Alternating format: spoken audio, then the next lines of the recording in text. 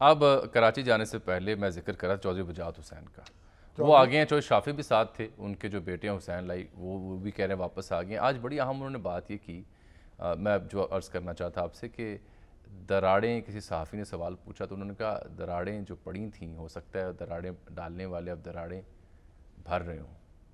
چلیے اچھی بات ہے، مجھے تو خوشی ہوئی ہے۔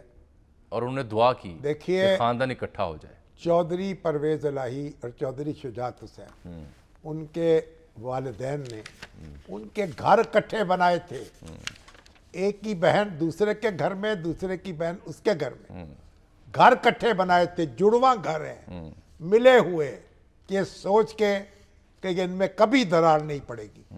دراڑ پڑ گئی، اللہ کرے کوئی اس کو بھر دے اور دونوں چودھری جو ہیں پھر اکٹھے ہو جائیں، ہم خوش، ہمارا خدا خوش۔ لیکن وہ پارٹی چھوڑنے والوں کی جو سلسلہ وال کڑی ہیں نا جی، وہ آئے روز دیکھنے کو مل رہی ہے۔ فیض اللہ کا موقع تھے، آپ کو یاد ہے وہ پیر سعید الحسن گیلانی، سابق صوبائی وزیر اوقاف، ظفروال سے تعلق، وہ بھی چھوڑ گئے۔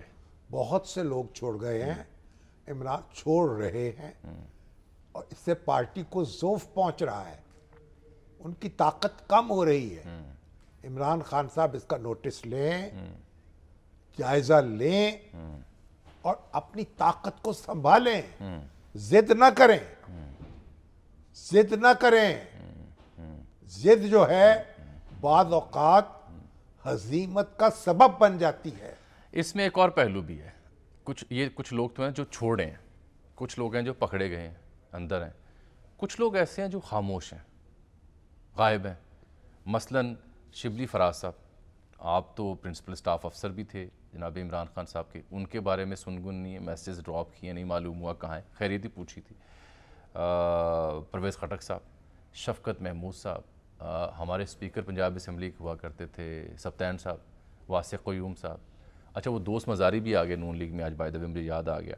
اسی طرح سے جو عاطف خان ہے کے پی کے سے، یا شوکت یوسف زئی، یا مشتاق غنی اور شہرام ترکی، جو لوگ یہ بھی ان کے بارے میں بھی نہیں معلوم۔ اور جو اہم خبر جو ابتدائی میں نے کہی تھی کہ چودھری صاحب کل سے غائب ہیں، جب وزیر اعظم گئے تھے نا شجاعت صاحب کے ہاں، اس وقت وہ گھر چھوڑ گئے تھے، اور اس سے ذرائع کہہ رہے ہیں اس وقت سے لے کے اب تک ان کی کوئی خیر خبر نہیں ہے، سوائے مونس صاحب کو اس ٹویٹ کے کہ ہم جی ڈٹ کے کپتان کے ساتھ پہلی بات تو یہ ہے کہ جو لوگ خاموش ہیں، اس کا مطلب یہ ہے کہ قانون کو وہ مطلوب نہیں ہے، انہوں نے کوئی ایسی سرگرمی نہیں کی۔ شاید خاموشی ہی یہ وجہ ہے کہ قانون حرکت میں نہیں آیا۔ ہمیں میرا خیال ہے کہ اس پہ زیادہ گفتگو نہیں کرنی چاہیے۔ چلیے ٹھیک، ہر شخص قابل احترام ہے، اور جو آزمائش کے گھڑی ہو اس میں اس طرح گفتگو نہیں کرتے۔ چلیے اللہ ان گھڑیوں کو مختصر کر دے، اور نہیں یہ دعا کریں نا کہ اللہ ان سیاستدان کو سیکھنے کی توفیق دے۔ نہیں، سب کو سیکھنا چاہیے یار،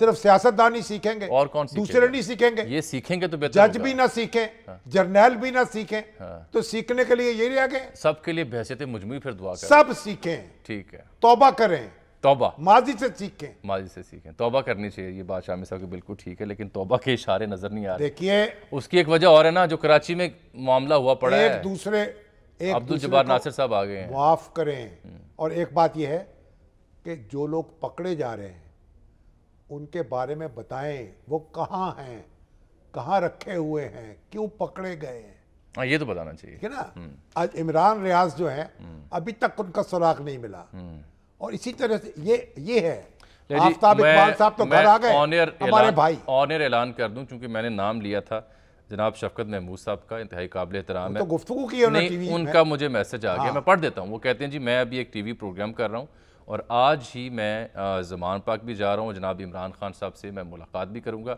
شفقت صاحب کا پیغام میں نے ایز اٹ از پڑھ کل دیا، آپ ان سے گفتگو بھی کریں، کل آپ سے ہم تفصیلی گفتگو بھی کر لیتے ہیں ساری سیاسی صورتحال کے اوپر۔ اب ہم چلتے ہیں کراچی، اور باوقار سیاسی کارکن ہیں، ہمیں ان کا احترام کرنا ہے۔ میں نے اسی لیے احترام ان کا فوراً میسج جو ہے ناظرین تک پہنچا دی ہے۔